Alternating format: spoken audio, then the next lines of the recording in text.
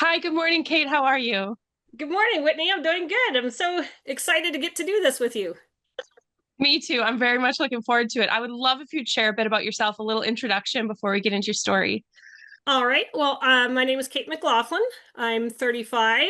My husband and I have four children, ranging in ages from 10 to 20 months. My husband and I met at Altamont Convention in 2009, and we got married 6 months later. Oh, wow. And we've been married for 15 years. So I guess it's worked out all right. So my family started going to meetings when I was 8 years old. We came from Mhm. a different church background. And then, my parents started going to meetings and professed shortly thereafter. My husband was born and raised going to meetings. We live now in southwestern Pennsylvania, which is where I was born and raised. My husband and I had also lived in Ohio for about 5.5 years, so we went to meetings there as well. But anyway, one thing that, I'd like to mention is my experience and my family's experience in meetings when I was growing up was very good. There's a lot of folks who shared their stories that that wasn't the case, but our experience was very good. The meeting that we were in growing up was wonderful. We were safe and we loved the folks in our meeting and they loved us. A lot of those folks have passed on now, and I still often think of them very fondly. They really invested in us and they loved us, and I'm really grateful for that. Um, Mhm. we loved the meetings and we loved convention, we loved the workers, and our experiences with the workers were good. We had no reason to not trust the workers and no reason to believe that they weren't telling us the truth as far as they knew it. So that's just kind of a little background on our meeting experience. And we were very devoted. We went to Sunday mornings and Wednesday nights and gospel meetings and special meetings and convention, and we prayed and read our Bibles every day, and we were very involved, I guess I would say. It wasn't something that we did because we felt that was expected of us.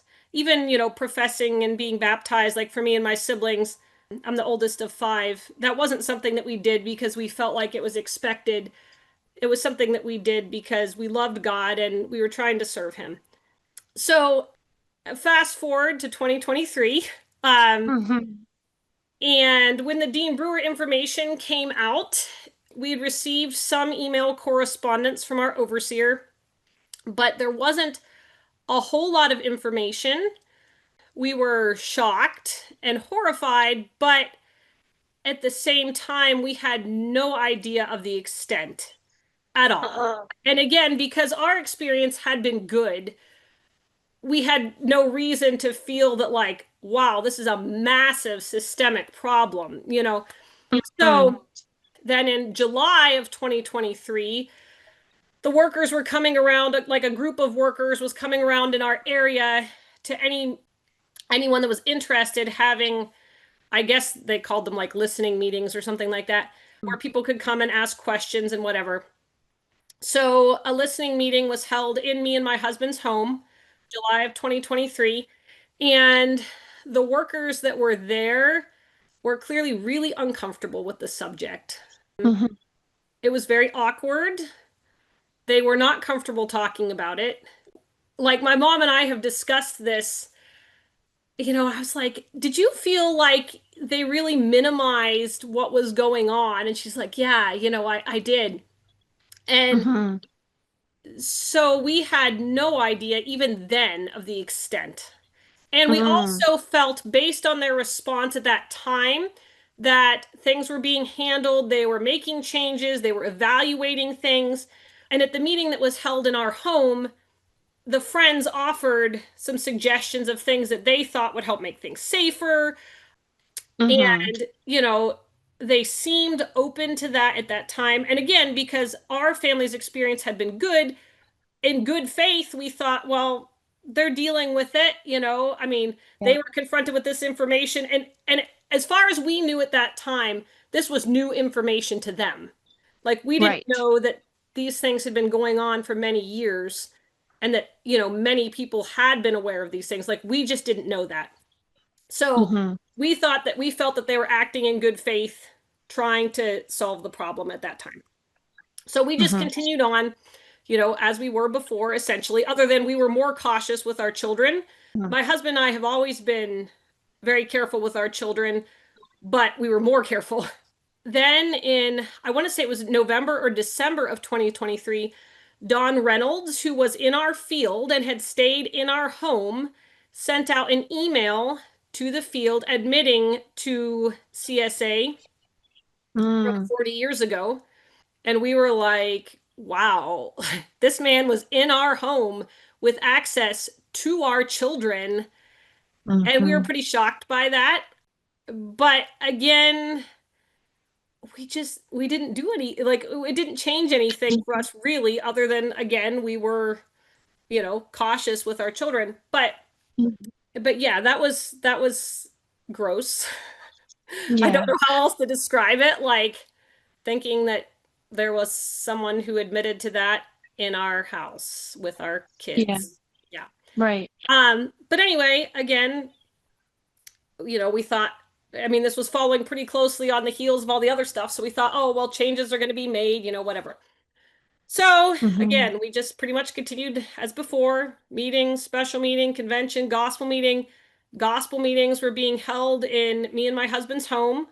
And I should clarify that uh our house isn't that big, but there's not very many friends in our area. So like there Yeah. was like we had seating for like 20 people and the workers set up their mic on our kitchen table and preached from our kitchen table. So, a small Yeah. gospel meeting. But anyway, so they were having gospel meetings in our home. The workers spent a lot of time with us. We were building rooms in our basement so that the workers could stay here more Mm-hmm. frequently. And the workers that we had in our field at that time, like we really loved them and cared about them a lot. And they meant a lot to us. And then in it was late January, early February of this year, the worker that was in our field was alone. He had no companion. So he was having gospel meetings, but it was just him preaching. And he called one day while my husband was at work to set up gospel meeting. And when he was talking with me, he shared that when he was in a different part of our field is large. When he was in a different part of our field, that there was a man who had been a worker and had been an overseer who had stepped down due to allegations of sexual impropriety, not CSA, but sexual impropriety. And he wasn't in the work any longer, but he was living in the field. And when our worker was having gospel meetings in that area, this man was helping him preach. And Mm-hmm. my husband and I were very uncomfortable with that. We were like, well, if you're supposed to have a celibate ministry and these are men that are supposed to be godly, and this has allegedly happened, he has no business preaching in the meeting.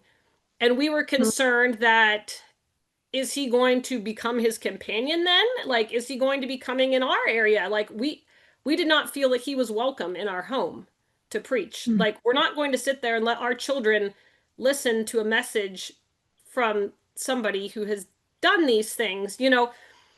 And we were very uncomfortable with that. So we were trying to decide, like, what do we do? How do we, like, we need to have a conversation with him about this because we're very uncomfortable. But we hadn't decided what to do about that yet. So, right about within a few days, one of my brothers had gotten an email from, like, I don't know if it was Google News or something like that, a headline about the Baldwin adoptions, the BBC article on the Baldwin adoptions. And Yep. he was like, wow, this sounds like it could be us. So he clicked on the link and read the article and he was like, whoa, this is us. This is Yeah. this is the two by twos. Like, this is us. And so he was really disturbed by it and he shared the article with the rest of us and we read it and we were shocked and horrified. And my husband knew one of the women in the article. He knew Mm-hmm. her growing up and he did not know that part of her story, of course, but he knew her. And like it hits differently when it's not just someone, it's someone you know. Yeah. And so we were just trying to figure out like this has happened and we didn't know this. Like and Mhm. up to this point, we had been told many, many times by the workers, not necessarily us personally, but heard in meetings, special meetings, gospel meetings, conventions, stay off the internet. Don't read anything that you hear about the church on the internet because it's written by people that are bitter, that have left, it's lies, etc., etc. So we hadn't. We had stayed off the internet, hadn't read any of this stuff. But at this point, with what had happened with the workers' situation and reading the Baldwin adoption article, our family thought, well, the time has come to look online and see what is really going on in the church. Yeah. And we started looking online and we were horrified, shocked, appalled. I don't even know if there's enough adjectives to describe how we felt when we started learning these things. And I mean, we were just like, wow, we had no idea, none. And I guess maybe we were a little naive and living under a large rock or something. But Hmm. we didn't have a lot of professing friends. And again, there's not many friends in our area. So we Hmm. just didn't have we weren't party to the grapevine or anything like that. So we just had no idea. We were completely blindsided by it all. Yeah. So at that point, we were like, something has to be done. Something has to be done. Like this cannot continue like this. This is ungodly. So my family, like I said, I'm the oldest of five. Three Hmm. of my four brothers profess. One brother had left meetings years ago, and he and his wife go to another church. But the others profess. One of my brothers has four children also, and of course my parents profess. So there was a lot of us, and we were all like starting to like research and talk about this amongst ourselves and like what should we do. So we all started like desperately searching the scriptures, like, okay, what's scriptural? How should the church handle this? This problem, Hmm. these all these problems, like how should the church handle this? What's scriptural? So we came up with like a list of suggestions that we thought would be helpful. What we didn't realize at this point was that lots of other people had already tried this before us. We didn't know. We had no idea that this had already been tried for years and that nothing had happened. So we came up with a Hmm. list of suggestions. And at this point, overall, we did not see that the church had false doctrine, except for Hmm. the exclusivity piece. We Hmm. never believed that it was the only way. Like, we believed that Jesus is the way, the truth, and the life, but not Yeah. that going to meetings only was the only way to be saved. So we did not believe that part. And we felt that that was a big portion of how we got to this point. But Yeah. that was the only thing, the only major point that, there were some smaller things, but the only major point at that time. So we're like, the exclusivity has got to go because that's a problem. And the fact that like the workers, the friends have no power over who are the workers, who are the overseers, like we have no voice, that needs to Hmm. change because that has perpetuated this system. Like the untouchability of the workers has perpetuated the CSA and the abuses that have gone on. So anyway, Yes. we came up with a very detailed list and we Hmm. decided to our first step would be to meet with the worker in our field. Hmm. And he had been a worker for a long time. He'd been an overseer for a long time. He wasn't anymore, but he had been for a long time. And so we thought, well, he's a good place to start because if he's been an overseer, he'll have lots of connections, hopefully, surely, like this is scriptural, like surely he'll see that like these things need to change. Yeah. So, however, we were prepared for the possibility that maybe it wouldn't go well. Um, and we had decided as a family that if it didn't go well, our next step was going to be to send a letter out to all the friends and workers that we knew with listing these suggestions and trying to get people on board to make change. Hmm. At this point, we had no thought of leaving. We were just Hmm. trying to fix it because we thought it was fixable. Yeah. So we, my husband texted the worker to set up a meeting, and we decided not to tell him why we wanted to talk to him because we were afraid at this point that if we told him, he was not Yeah. going to want to do it. So my husband just texted him, was like, we'd really like to meet with you to talk about something that's been weighing on our hearts. Could you come and talk to us? So he agreed to come. And my husband and myself and my brother Peter are the ones that met with him. And it was awful. It was awful. It did not go well at all. We tried everything that we could think of Hmm. to get through to him. We tried everything. I mean, we begged him, we pleaded with him, we tried to shame him, we tried to negotiate with him, we showed him scripture, and it made no impression at all. Hmm. And we could, I mean, we just couldn't believe that like he would not see it at all. And we tried, Yep. and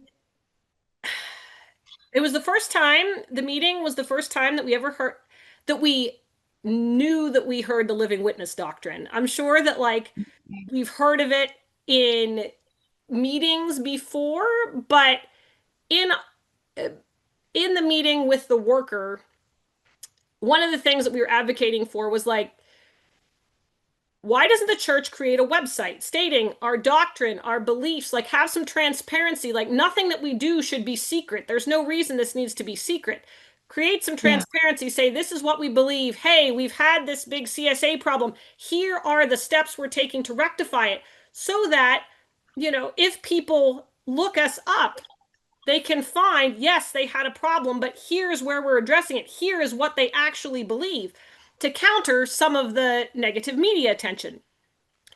So the worker said, well, you can't have a website because people have to hear the message from the workers. They can't get it from a website. And we were shocked. We thought, what? What are you Hmm. talking about? And later on, as we continued to learn more and research more, we're like, oh, that's the living witness doctrine in action right there. But Yeah. we were just floored by that at the time. And we were also told that they were not looking for any new converts, really. They were just focused now on keeping what they already had. And that Hmm. shocked us because we thought, when did Jesus ever stop caring about the world? You know, Hmm. he never stopped caring about the lost. God doesn't stop caring about the lost. You can't just say, we're not reaching out to people anymore. We're only keeping what we have. We're only focusing our efforts on those that are born and raised. That doesn't make sense. Right. And we were also told that we were puffed up. We were trying to start a new religion. Hmm. And none of that was the case. And, I'd like to state here for the record, for anybody that, has heard these things about people that have left, we are not bitter. We did not leave because we were bitter. We did not leave because we stopped praying. We did not leave because we wanted to do our own thing. Yep. None of that was true. I don't know that that's been said about us, but I've heard that said about others. And I'm just stating for the record, none of that is why we left. So, anyway, the meeting didn't go well. At that point, we were like, okay, well, clearly it's not going to work going through that avenue. So, let's go ahead and send out this letter to the friends and workers. So, we did so. We sent it out to everybody that we had contact information for, told them, like, forward it on to everybody maybe we Yep. can affect, if we can't affect change from the top down, maybe we can affect change from the bottom up. Well, Hmm. after we sent it out, we did get responses mostly from people who had already left. And we found out kind of around that time that this had been tried before. And a lot of people were like, hey, we applaud your efforts, but we've already tried this. And Yeah. we did not get any responses from the workers. None, not one. Yep. So, a worker that had spent a lot of time in our field over the last few years that we valued very much hadn't gotten a response from him, and it had been like 10 days. So my brother sent him a text and said, "Hey, I'd sent this letter out to you, about 10 days ago. I haven't heard any response from you. I'm hoping it's a technological glitch that you just didn't get it." And within an hour, the worker called my husband, not my brother who had sent him the text message. He called my husband. My husband didn't answer the call, and he was like, he's calling me, like, what should we do? Yeah. And so we were kind of talking about it. We're like, well, why is he calling you to start with? And, what is going on here? And I think the reason he called my husband is because my husband is a really kind, sweet, low key, easygoing guy. And my brother is a lot more of a firebrand in a good way. But, I think the worker thought that talking to my husband might be an easier route. So we were trying to decide, like, should we call him back? What should we do? So my husband was finally like, I can't stand this. I'm going to call him back on my way to work. So at this point, after all the stuff that we learned and all the stuff that we discovered, I was at the point where I was like, as far as I'm concerned, I want to leave because, Yeah. it had been 10 days or whatever after we sent the letter. We had learned that lots of other people had tried this. We got no response from the workers. The response that we had had from our worker meeting was terrible. And I'm like, I can't stay in this if this is going to remain like this. Hmm. So I was like, as far as I'm concerned, I want to leave. My husband wasn't to that point yet. He was still hoping that there could be fixing done, that we could stay. And Hmm. I told him, I said, I'm not, I do not want to talk you into leaving. This needs to be something that you decide for yourself. Because if you would leave because I talked you into it and down the road you regret it, I don't want it to be you feeling resentful towards me because I talked you into leaving. You didn't want to. So during this time, we were just praying desperately, like, Lord, show us what we should do. And, Yeah. my husband and I were praying that, like, we would be united in whatever we decided. Like Hmm. we didn't want to have to be one of us doing one thing and one of us doing another thing. So anyway, so back to the worker phone call. So my husband still hadn't decided, what how he felt really about leaving. And I mean, because it's really Hmm. hard. He was born and raised in it. I mean, he spent 42 years in it, Very. and he loved it and valued it. I mean, so did we, but we Yeah. came into it from the outside. He was born and raised in it. Yeah. So he called the worker back on his way to work, and the worker hadn't read the whole letter, it didn't sound like, but he was very dismissive and said, "Well, it's been good to me for 50 years, and the way is perfect." That's what he told my husband. The way is Hmm. perfect. And so he was like, I called you because I'm not in your field right now, and I didn't want to step on your workers' toes by calling Peter. Now, mind you, we're both in the same field, and I live a couple hundred yards from my parents' house where Peter lives also. So, I mean, Yeah. that was just, we were just kind of like, that doesn't make any sense because, I mean, we're the same family. We live right next door to each other. Anyway, but yeah, so the way is perfect. It's been good to me all these years, so nothing needs to change. So that was the tipping point for my husband. When he got home that night, he's like, "That's it. We're leaving." And Wow. and this happened really quickly. I mean, like I said, within like 10 days. And I know a lot of people that have talked to us have been like, "How did that happen so fast?" And all I can say is God let us out. Every time we would open our Bibles, it was to a chapter that was perfectly applicable to our situation. And we just, I mean, like I said, we were praying like desperately, like, Lord, show us what we should do. And we had in our study shortly before this about Lot. And the story of Lot Hmm. has really meant a lot to my husband and I because Lot was living in Sodom and there was a lot of awful stuff that was going on in Sodom, and God didn't leave him there. And God sent angels to take Lot by the hand and say, "Get out and don't look back." And that's just kind of what we felt like was our experience. God said, "Get out and don't look back."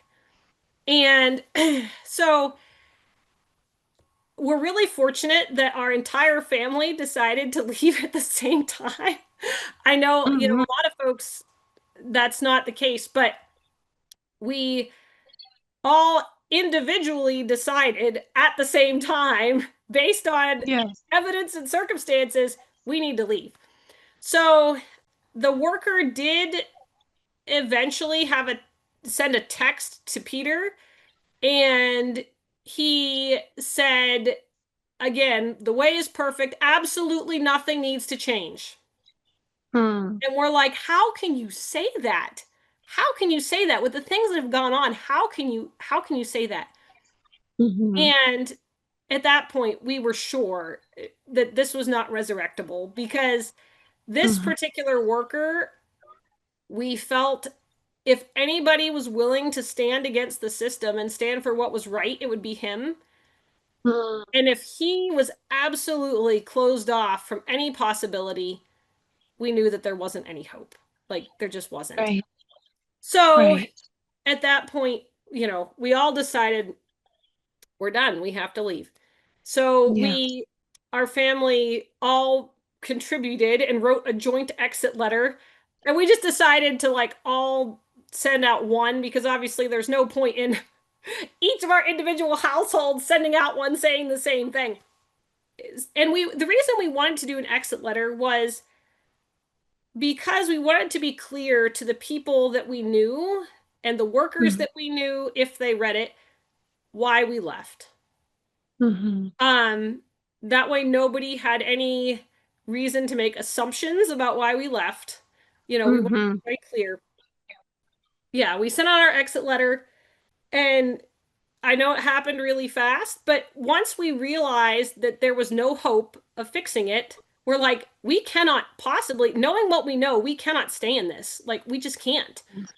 We have to get out. So we sent our exit letter and we left. And Hmm. I mean, it has been hard for all of us because it's not Hmm. just like leaving one church and going to another church. I mean, it's a life. It's a life. Yes. So, and that's been harder for some of us than for others. But what God has done in our lives since has been so amazing. And so when we left, my husband and I felt like, we want to find another church. And I know a lot of people that have left, feel like it's better for them to have some time before finding Yeah. something else. But for us, we didn't want to feel like we were stepping into a spiritual void, Hmm. and so we started doing, I was kind of the spearheader of the church investigating. Um, but I Googled like, churches in our area and I made like a list and started vetting them, and if they had a Hmm. website, I'd look at their website and look at their statement of beliefs. And if they had a live stream, I'd watch some of their service and see how we felt about different ones. So I started working on that, and I ruled out a lot that way. But there was one local church that I listened to the service and I liked it, and I told my husband, I really like their statement of beliefs, and I listened to one of their services. I really liked it. So it was a Saturday night, and we put our kids to bed, and my husband was like, "Hey, let's watch one of their services together and see what we think of it." So we did, and we Hmm. really liked it. And Hmm.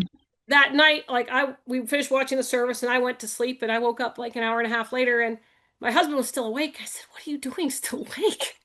He's like, "I've been Hmm. praying and I feel like God spoke to me and we need to go to that church tomorrow." And I was like, "Oh, okay." And Hmm. obviously, coming out of meetings, it's not like you go around saying God spoke to you very often. It's not something that, Yeah.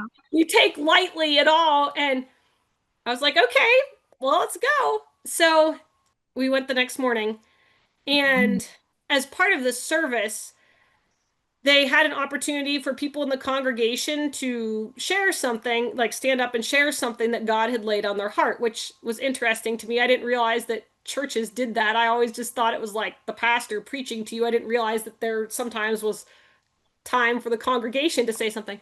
So my husband Hmm. stands up, and I was Wow. like, where is Alan and what have you done with him? Because he's really quiet, really shy. Public speaking is not his thing.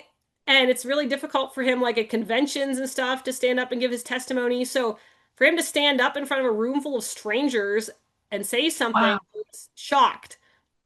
And so he stood up and he shared a little bit of our story, but it was appropriate. I mean, obviously, he didn't talk about the CSA specifically, but it was appropriate. But he shared some of our story, and I was beyond shocked by that, that he felt like he could Yeah. stand there and say that.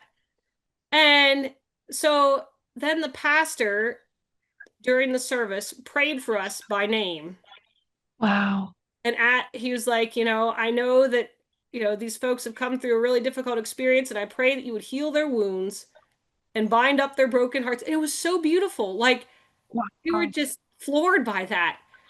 And Yeah. one thing that worried us a little bit in leaving meetings was we were concerned that what if we go somewhere and there's nothing there? Like, what if we go and Hmm. it's empty and we don't feel God's presence? And we went and God was there too. And that Mm. was so beautiful that, like, he's still with us. Like, we didn't leave God behind just because we left meetings behind. Yeah. And he's there and he cares about us. And, you know, we just appreciated Mhm. that. And so the church, that church was, their building was going through some renovations. So they were Mhm. meeting for a few weeks in a hotel conference room, and which was kind of within Mhm. our comfort zone, right? Because I mean, we've been to like Yep. gospel meetings and special meetings and places like that. So it wasn't as far outside our comfort zone as like going to church in a building. But anyway, Right. as during that service in the one of the pastor's prayers, he had said, he was thanking God for like the renovations for the church building, but he was like, Lord, we pray that the building wouldn't become an idol and that we would Mm. remember that it is just a vehicle for doing your ministry. And we Mm. were shocked because we'd always been told, oh, well, the church building, God doesn't dwell in temples made with hands, and the church building is an idol to people. And here, there's people that don't feel that way. Yeah. And so it surprised us a lot. And, that they realized that, like, it's not about the building, it's about the work that's going on there. The building is Yeah. just a place for it to happen. So that was really, really an amazing experience. And so then my husband and I, besides starting at this new church, we also started watching a lot of David Alink's podcasts, Yep. and they were so helpful to us, especially his Let's Talk Truth podcast, where he Mm. looks at pieces of the two by two doctrine versus scripture. And Mhm. what does scripture say? And we really felt like the scales fell from our eyes. Like we were reading our Bibles in a whole new way. Yes. And I mean, it's so different, so different. And Mhm. it was amazing. And so when we were part of meetings, we loved God and we were trying to do what we could to serve God. But Mhm. what my husband and I missed out on was what Jesus has done for us.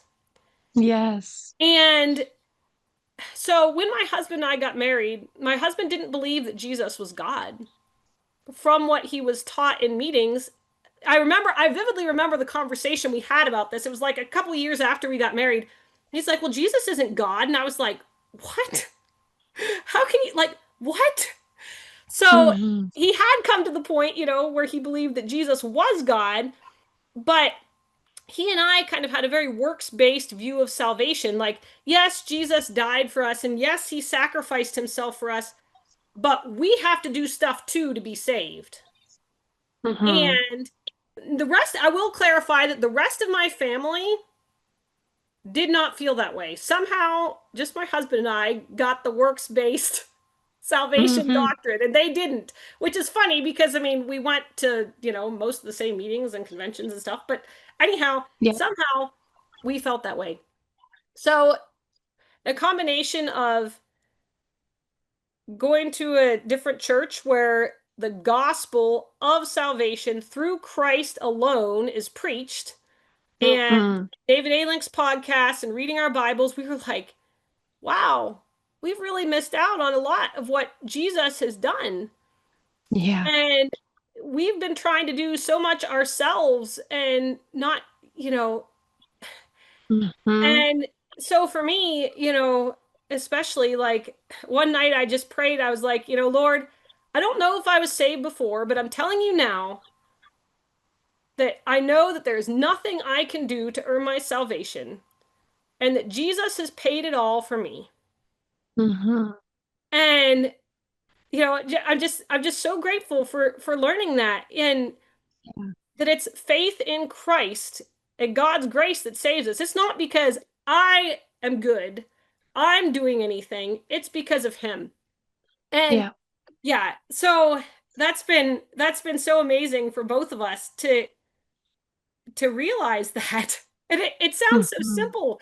And it doesn't sound like it would be that much different from what we believed before, but it's like the Grand Canyon apart. I mean, Yeah. it really is. So anyway, we've continued going to this church and they have a Bible study on Wednesday mornings, which they're the only church in our entire area that I have found that has a Wednesday morning Bible study. And my husband Uh, works afternoon shift, so he's available in the mornings, but he's not available in the evenings when most churches have it. So we're like, hmm. great, they've got a Wednesday morning Bible study. So they're studying in the book of Hebrews, which I've always found a really difficult book before. I reading it in the King James is really difficult. Yep. Uh, but anyway, it never felt like I understood it very well. So we were like, oh, great, we're gonna go learn some about the book of Hebrews. So the first study, my husband had a schedule change that week, and just for a couple days, so he was gonna be like working day shift. So I was like, well, I'm Mm. gonna take the kids, I'm gonna go by myself to this study. Good for you. And so I went, and it was amazing because the pastor was saying, that was leading the study. So the study is like, it's not like our Bible studies and meeting where like everybody takes a turn and talks. Like there's a pastor who's like facilitating it, but everybody has a chance to ask questions and to contribute and Hmm. participate in the study.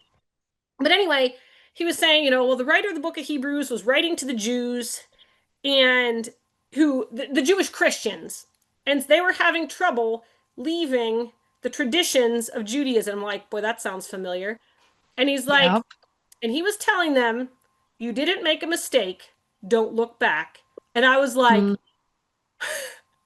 okay, Yeah. Lord, thank you. Yeah. I mean, that was just, I mean, it was so perfect and so amazing.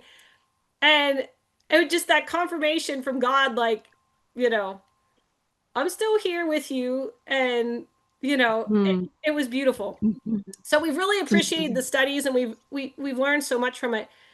And so, after we'd been going there a little while, my husband and I were like, we need to talk to the pastors. We want to tell them our background because that way they know, like, kind of what we came from.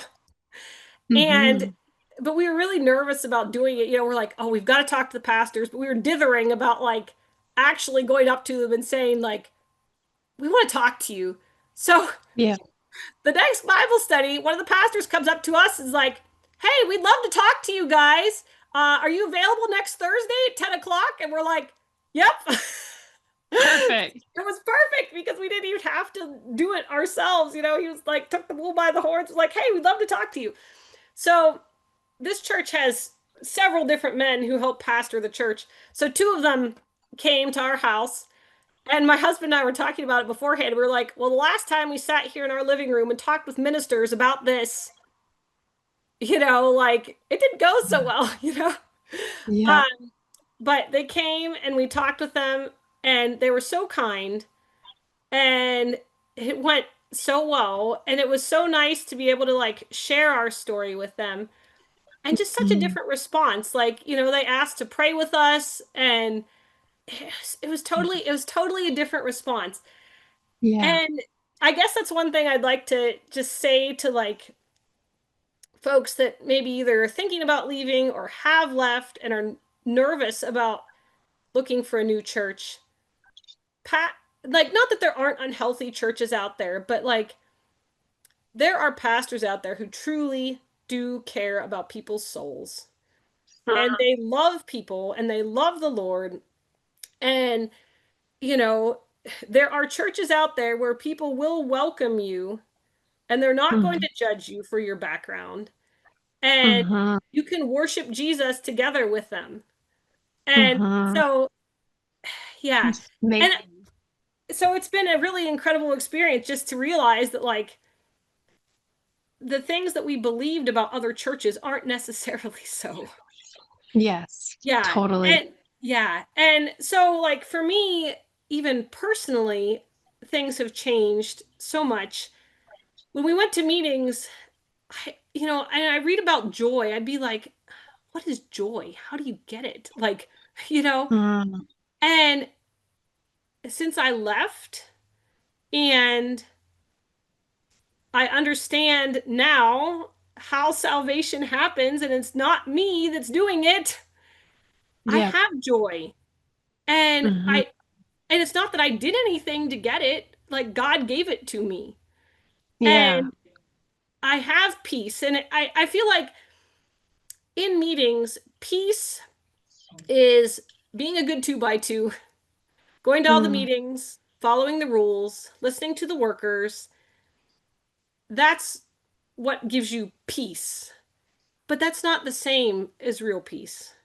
Mm. And I didn't know the difference then because I didn't have it, but I know the Yeah. difference now. And it's very different. And then, another thing for me is uh I like most of my life I've been a really, really, really anxious person. Mhm. And I mean, I've tried a lot of different things to try to mitigate it and it helps some, but like over time it just kind of gotten worse and worse. And a few like shortly before we left meetings, one day I was like, I'm just so tired of this. I'm so tired of struggling with this.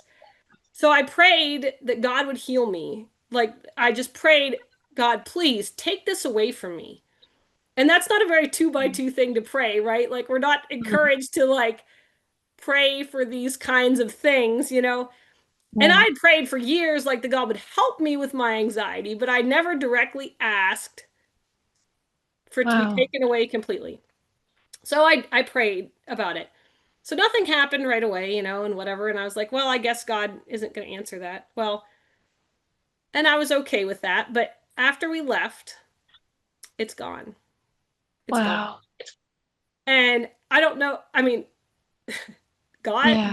did the work is all I can say. Like I haven't done anything, but you know, he Mm. did it.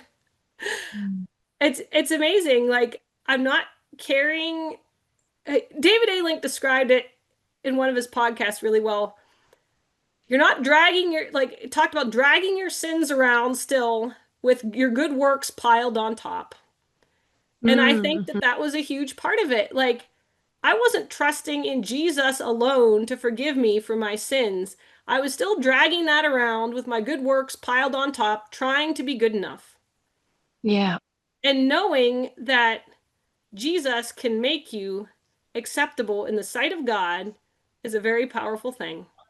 And That now is I can powerful. serve him with joy and with love and with freedom. Yeah. It's incredible. Yeah. So that's kind of our story. We're so grateful for what God has done. We would never have seen this coming, ever. Yep. I mean, January 1st, 2025, we would never have dreamed where we would be now. But we're Yep. grateful for what God has done, and He's been with us every step of the way. Mhm. And He has shown us so much more than we ever even thought possible. Yes. Yep.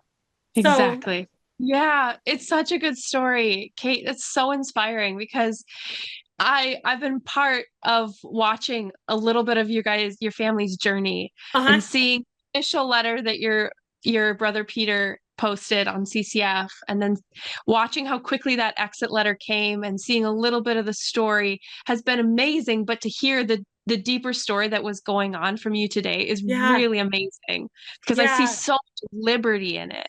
Oh, it is. And I mean, we just love those verses there in Galatians where it talks about don't be entangled again with the yoke of bondage. Like, Once you're Mm-hmm. out, like, don't go back. Don't go back. And, Mm-hmm. enjoy the freedom in Christ. And it's not licensed to do whatever you want, but Yeah. serve him with joy. And he is worthy of our honor and our worship. And, that's another thing that like we kind of felt like we missed out on. Like we didn't really understand what worship was. Mm. Like we just felt like worship was like being in the meetings, but there's so much more to it than that. And like Yeah. the worship and awe that we have for Christ now, it was so much greater than we had before. And we're just so grateful for what God has done in our lives.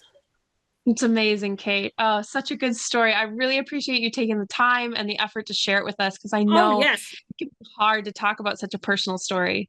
Thanks for having me. I'm glad to have an opportunity to share. Have a really great day.